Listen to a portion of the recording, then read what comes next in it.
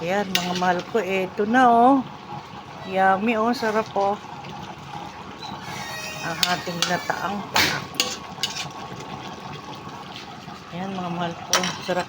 Masarap kasi pag nagluto kayo ng ginataang pakak, huwag masyadong lusak. Para mas masarap yung medyo may nakakagat-kagat ka pa. Para mas masarap. Ayan. Nalagay natin yung pang-ibabaw na sili, pero may sili na po kanina yan.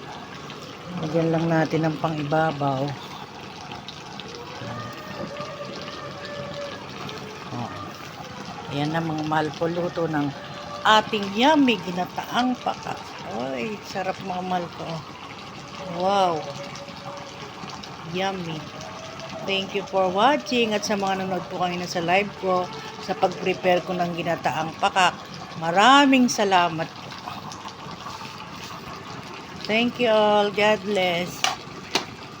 Yan na ang ating yummy ginataang pakak.